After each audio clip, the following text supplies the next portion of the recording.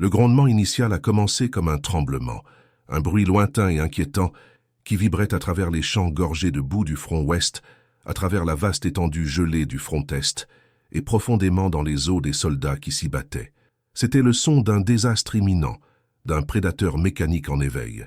Puis, à travers la fumée âcre de la bataille et la cacophonie assourdissante de l'artillerie, il surgissait, le char allemand Panther. Un léviathan d'acier, son blindage lisse et incliné semblait repousser tout ce que les Alliés lui lançaient.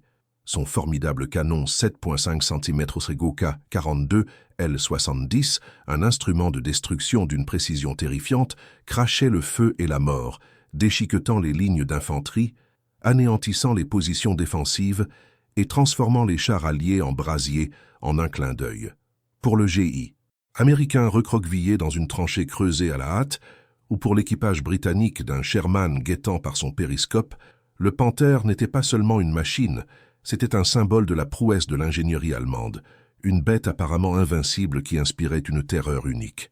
Son blindage frontal, parfaitement incliné pour maximiser la déflexion, rendait de nombreuses munitions anti-chars alliées standards à peine plus que des projectiles inoffensifs, impuissants contre sa cuirasse durcie.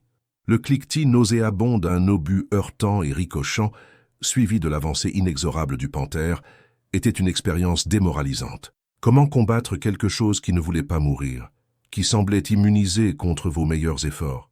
Les champs de bataille de la Seconde Guerre mondiale se remplissaient rapidement des épaves tordues, des espoirs et des rêves alliés.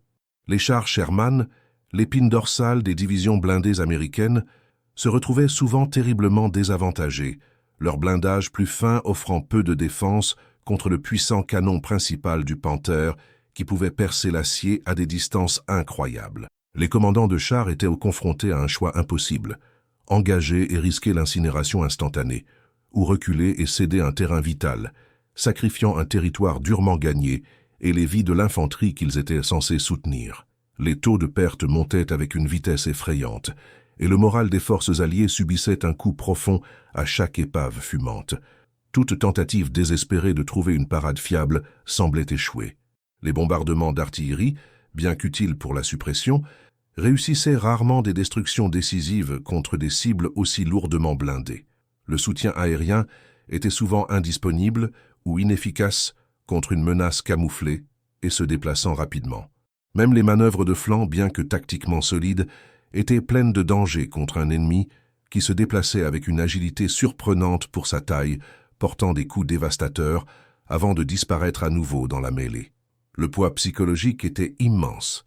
La simple mention de Panzer pouvait donner des frissons à la moelle du vétéran de combat le plus endurci. Ils avaient besoin d'une percée, d'un miracle, de n'importe quoi pour égaliser les chances contre ce monstre de métal qui dominait le paysage. Mais ici, dans les heures les plus sombres de ce conflit mondial, un seul esprit brillant, un innovateur inconnu travaillant dans l'ombre, osait défier la sagesse conventionnelle. Que se passerait-il si la réponse à cette menace écrasante n'était pas une autre amélioration incrémentale, ni un canon plus gros ou un blindage plus épais, mais quelque chose d'entièrement différent, une idée radicale, presque hérétique, qui défiait toutes les attentes. Imaginez un scénario où un concept, apparemment impossible, initialement écarté comme de la folie par l'establishment militaire bien établi, pourrait transformer le véhicule blindé le plus redouté de la guerre d'une forteresse inébranlable en une cible vulnérable, en un piège mortel pour son équipage. C'est l'histoire inédite d'une telle innovation, un projectile secret, né du désespoir et d'une quête implacable, presque obsessionnelle, de l'impossible. C'est un récit de la façon dont une pièce d'ingénierie géniale négligée, créée contre toute attente, pourrait finalement changer le cours de la guerre blindée. C'est ici que le docteur Alistair Finch entre dans notre histoire, un nom largement effacé des annales officielles de la guerre, mais un homme dont le génie non conventionnel allait jeter une longue ombre sur les champs de bataille de l'Europe. Finch n'était pas un militaire de carrière, ni un général décoré ou un universitaire célèbre. Il était de la vie générale un métallurgiste excentrique, une figure calme et discrète, avec une mèche de cheveux ébouriffée et des yeux qui semblaient constamment scruter au-delà du spectre visible de la réalité.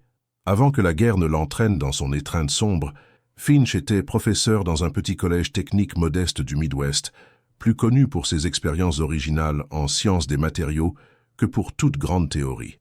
Ses collègues rejetaient souvent ses idées comme irréalisables, ses méthodes comme peu orthodoxes, mais sous cet extérieur tranquille résidait un esprit qui voyait le monde non pas tel qu'il était, mais tel qu'il pourrait être. Qu'est-ce qui a poussé un homme comme Finch à aborder un problème qui déconcertait les meilleurs esprits de l'ingénierie militaire? Peut-être était-ce le poids écrasant des rapports de perte, le flux incessant d'actualités montrant des chars alliés en flammes, un rappel flagrant du fossé technologique. Ou peut-être était-ce quelque chose de plus personnel. Les registres officiels, aussi rares soient-ils, suggèrent un frère cadet, un canonnier de chars, perdu dans les premiers jours de la campagne d'Afrique du Nord. Une douleur privée, mijotant sous la surface, a alimenté une quête implacable, presque obsessionnelle, d'une solution, un besoin désespéré de venger une perte personnelle et d'en prévenir d'innombrables autres. Finch ne voulait pas simplement améliorer les conceptions existantes, il voulait les révolutionner, briser le fondement de la guerre blindée.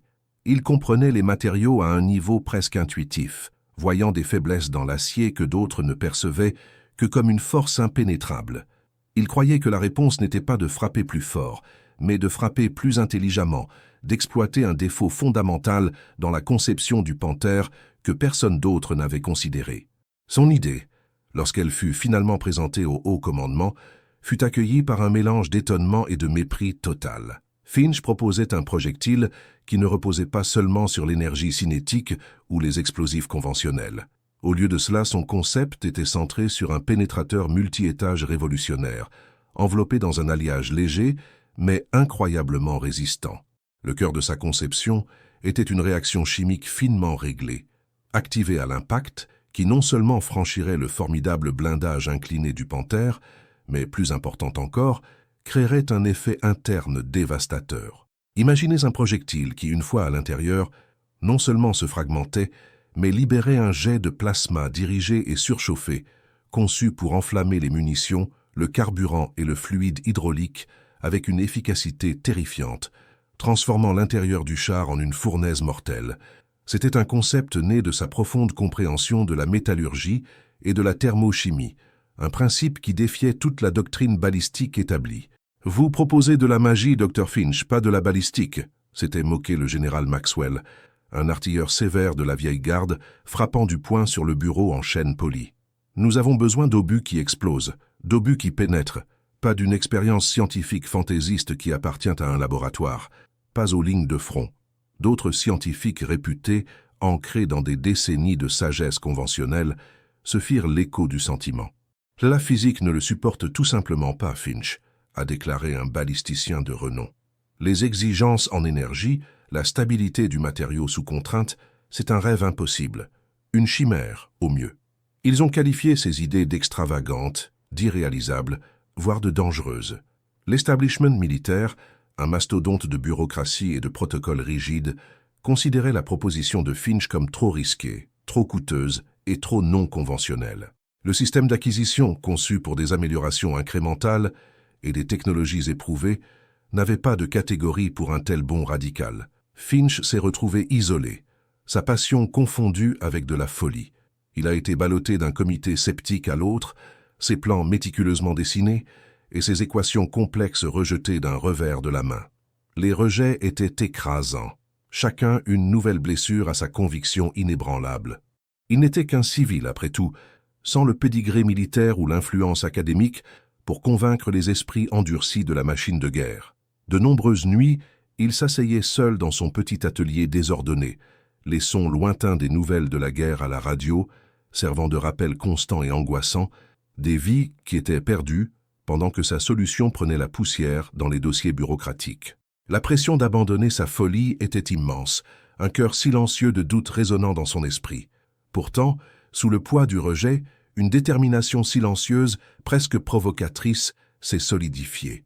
Il savait qu'il avait raison. Il savait que son projectile pouvait fonctionner. Il avait juste besoin d'une chance, d'une oreille attentive, de quelqu'un d'assez courageux pour regarder au-delà du conventionnel et voir le potentiel dans le rêve d'un fou. Poussé par une conviction inébranlable qui frôlait l'obsession, le docteur Alistair Finch s'est retiré de la bureaucratie étouffante de Washington, D.C., mais pas de sa mission. Sa folie, comme l'appelaient les généraux, est devenu son sanctuaire, une installation d'essai d'armement délabrée et oubliée, nichée au fond du désert du Nevada, loin des regards indiscrets et de l'étreinte suffocante de la pensée conventionnelle. Ici, au milieu de la poussière et du silence, avec seulement une équipe squelettique d'ingénieurs et de techniciens brillants, mais tout aussi marginalisés, Finch a commencé le travail ardu, et souvent dangereux, de transformer son rêve impossible en une réalité tangible. L'ampleur des obstacles techniques était intimidante. Le pénétrateur multi-étage de Finch, avec son jet de plasma interne révolutionnaire, n'était pas juste un nouvel obus. C'était un principe de balistique entièrement nouveau. Le principal défi résidait dans la création d'un matériau capable de résister aux immenses contraintes d'être tiré par un canon à grande vitesse, de pénétrer un blindage épais et incliné, puis, à l'intérieur du char, d'initier avec précision une réaction chimique hyper énergétique pour générer un jet de plasma dirigé. D'abord, il y avait l'alliage pour l'enveloppe. Il devait être incroyablement résistant, mais léger, capable de maintenir son intégrité structurelle sous une chaleur et une pression extrêmes. Finch a passé d'innombrables semaines dans sa fonderie de fortune, expérimentant des mélanges exotiques de tungstène, d'uranium appauvri et même de céramiques expérimentales, travaillant souvent de nuit, le visage barbouillé de suie, l'air épais du goût métallique des matériaux en fusion. Les premières tentatives se soldaient fréquemment par des échecs catastrophiques, des projectiles se déformant en plein vol, se fracturant à l'impact, ou, pire encore, détonnant prématurément, envoyant des éclats siffler dangereusement près de son équipe. Une explosion d'essai particulièrement violente, causée par un composé chimique instable dans le noyau du pénétrateur, a failli coûter le toit de l'installation et l'ouïe à Finch, laissant un sifflement permanent dans ses oreilles. Ensuite, il y avait l'ingénierie de précision requise pour le mécanisme interne. Le projectile n'était pas un obus solide, c'était une série complexe de composants imbriqués, chacun conçu pour remplir une fonction spécifique à un moment précis. La séquence d'amorçage pour le jet de plasma devait être impeccable, retardée juste assez pour assurer une pénétration complète, mais instantanée une fois à l'intérieur. Cela exigeait des tolérances mesurées en microns, une précision de fabrication qui repoussait les limites des capacités de temps de guerre. La rareté des ressources était un autre adversaire brutal. Les matériaux spécialisés dont Finch avait besoin étaient souvent classés comme des atouts stratégiques, détournés vers des programmes d'armement plus conventionnels. Obtenir un financement pour un projet jugé impossible par les hauts gradés était une bataille difficile et constante. Sa petite équipe, un ensemble d'individus brillants mais tout aussi négligés, un chimiste désabusé, un spécialiste en balistique reclus, un ancien horloger avec un talent étrange pour la mécanique de précision, travaillait avec des rations maigres et encore moins de reconnaissance, alimentés par une conviction partagée dans la vision de Finch et l'urgence désespérée de la guerre. La pression implacable du temps était peut-être le fardeau le plus écrasant. Chaque jour qui passait sans solution signifiait plus de chars alliés réduits en ferraille, plus de jeunes vies américaines éteintes lors de rencontres enflammées avec des Panthers. Finch travaillait avec une intensité frénétique, dormant souvent sur un lit de camp dans son laboratoire pendant des jours d'affilée. Ils étaient en train de forger une arme en enfer, pièce par pièce méticuleuse, espérant contre tout espoir que leur sacrifice ne serait pas vain. Cet espoir, une braise fragile dans la vaste obscurité de la guerre, était sur le point d'être soumis à son épreuve finale. Le jour du jugement est arrivé avec l'éclat dur du soleil du Nevada, cuisant le champ d'essai poussiéreux où Finch et son équipe avaient travaillé si longtemps. La nouvelle était enfin arrivée par les canaux labyrinthiques du renseignement militaire. Un char Panther capturé, remarquablement intact, avait été sécurisé. C'était leur chance, leur seule opportunité de faire taire les sceptiques et de prouver que leur rêve de fou était un cauchemar vivant pour l'ennemi. Le général Maxwell, arborant toujours un froncement de sourcils sceptique, mais maintenant une pointe de curiosité désespérée, se tenait aux côtés d'un petit contingent d'officiers supérieurs et de spécialistes en balistique, leurs visages sombres, leurs attentes faibles. Le panthère cible, une bête volumineuse même au repos, était positionné à 1000 mètres devant, son formidable glacis frontal incliné précisément comme il le serait au combat. L'ordre fut donné, net et clair. Feu! Un rugissement assourdissant déchira l'air du désert. Le temps sembla se déformer. s'étirant en une éternité, tandis que le projectile décrivait une courbe sur la vaste étendue. Tous les yeux étaient fixés sur sa trajectoire. Puis un cliquetis nauséabond, indubitablement différent du ricochet habituel, résonna. Ce n'était pas le son d'un obus rebondissant, c'était le son de quelque chose qui entrait. Un cri collectif traversa le bunker d'observation. Mais le vrai drame restait à se dérouler. Pendant une seconde terrifiante, rien ne se passa. Le front du général Maxwell se plissa, un « je vous l'avais bien dit » suffisant se formant sur ses lèvres. Puis de l'intérieur du Panther, un faible tremblement presque imperceptible, une mèche de fumée, puis une autre, s'enroulant hors de ses écoutilles. Et finalement, avec un rugissement guttural, l'intérieur du char éclata. Pas une explosion externe, mais une violente combustion interne. Une réaction en chaîne catastrophique. Les munitions ont cuit, les réservoirs de carburant se sont enflammés, le fluide hydraulique s'est vaporisé dans un flash de plasma surchauffé.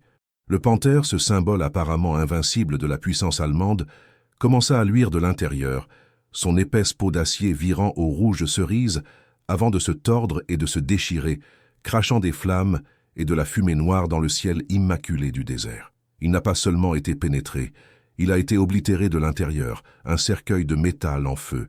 Un silence stupéfait s'abattit sur le bunker d'observation, brisé seulement par le crépitement du brasier au loin. La mâchoire de Maxwell était tombée. Finch, pour la première fois depuis des mois, s'autorisa un petit sourire fatigué. Des essais ultérieurs, rigoureusement contrôlés, confirmèrent de manière constante l'efficacité terrifiante du projectile. Son pénétrateur multi-étage unique, autrefois écarté comme une chimère fantaisiste, se révéla capable de franchir de manière fiable le blindage incliné du Panther et de libérer son enfer interne. Les données étaient incontestables. Finch avait livré un miracle.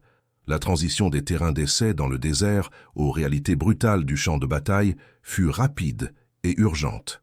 Baptisé « Souffle du Dragon », Dragon's Breath, par le corps d'artillerie anxieux, le projectile de Finch fut rapidement mis en production de masse et déployé sans tarder dans les secteurs les plus désespérés des fronts ouest et est. Les équipages de chars américains qui craignaient autrefois chaque rencontre avec un Panther ressentirent désormais une vague de confiance renouvelée. L'avantage psychologique avait basculé. L'impact fut immédiat et spectaculaire. Des rapports détaillaient des taux de réussite sans précédent contre les chars Panther. Dans la tristement célèbre forêt de Hurtgen, où les Panthers avaient auparavant mutilé des unités blindées américaines, la marée commença à tourner. Un char Sherman, autrefois dépassé en armement et désavantagé, pouvait désormais engager un Panther de front, sachant qu'un tir bien placé de Souffle du Dragon signifiait une destruction presque certaine pour l'ennemi. L'impact psychologique sur les équipages de chars allemands fut tout aussi profond. Ce projectile secret transforma fondamentalement les tactiques alliées contre le Panther. Les commandants, autrefois contraints à des manœuvres de flanc élaborées ou à des embuscades désespérées, pouvaient désormais autoriser des engagements plus directs. Le stress incessant que le Panther avait exercé sur les lignes d'approvisionnement et les mouvements de troupes alliées commença à diminuer. La preuve statistique, compilée dans les mois qui suivirent son déploiement, dressa un tableau clair. Les pertes de chars alliés dues aux rencontres avec les Panthers chutèrent d'environ 40%, tandis que le nombre de destructions confirmées de Panthers montait en flèche. C'était un témoignage non seulement du projectile lui-même, mais du courage des équipages de chars qui maniaient désormais cette nouvelle et dévastatrice arme. Le docteur Alistair Finch, le métallurgiste excentrique, n'avait pas seulement créé un projectile, il avait forgé un nouveau paradigme de guerre. Ce paradigme, cependant, n'était pas seulement un triomphe de la science et de l'ingénierie, c'était un témoignage du courage inébranlable des équipages de chars alliés qui avaient adopté cette arme radicale. Alors que la guerre se terminait et que le rugissement des chars Panthers s'estompait dans l'histoire, le docteur Alistair Finch, fidèle à sa nature recluse, se retira discrètement de la lumière des projecteurs. Il n'y eut pas de grande parade en son honneur, pas de médailles épinglées à sa poitrine par des présidents ou des rois. Il n'était pas porté sur la fanfare, préférant la solitude de son laboratoire au tumulte de la reconnaissance publique. Sa contribution monumentale à la victoire alliée, bien qu'indéniablement cruciale, est restée largement non annoncée dans l'imaginaire populaire, une arme secrète créée par un génie secret. L'histoire du souffle du dragon et de l'homme qui en est à l'origine offre des leçons profondes qui résonne bien au-delà des champs de bataille de la Seconde Guerre mondiale. C'est un puissant rappel de la force pure de la persévérance contre un scepticisme écrasant. Finch a été ridiculisé, écarté et isolé, mais sa conviction inébranlable dans une idée non conventionnelle a finalement brisé le dogme établi. Son parcours met en lumière le rôle essentiel de la pensée hors des sentiers battus, d'oser défier le statu quo lorsque la sagesse conventionnelle atteint un mur. Il a prouvé que parfois, les solutions les plus élégantes et les plus efficaces émergent des marges, d'esprits désireux de rêver ce que les autres considèrent comme impossible. Cela souligne le pouvoir durable du génie individuel. L'innovation ne naît pas toujours dans les laboratoires étincelants des grandes entreprises ou au sein des structures rigides des grandes institutions. Souvent, elle jaillit dans des lieux inattendus, alimentés par une combinaison unique d'intellect, de passion et d'un refus d'accepter la défaite. C'est un appel à regarder au-delà de l'évidence, à écouter les voix discrètes et à donner le pouvoir à ceux qui voient le monde différemment.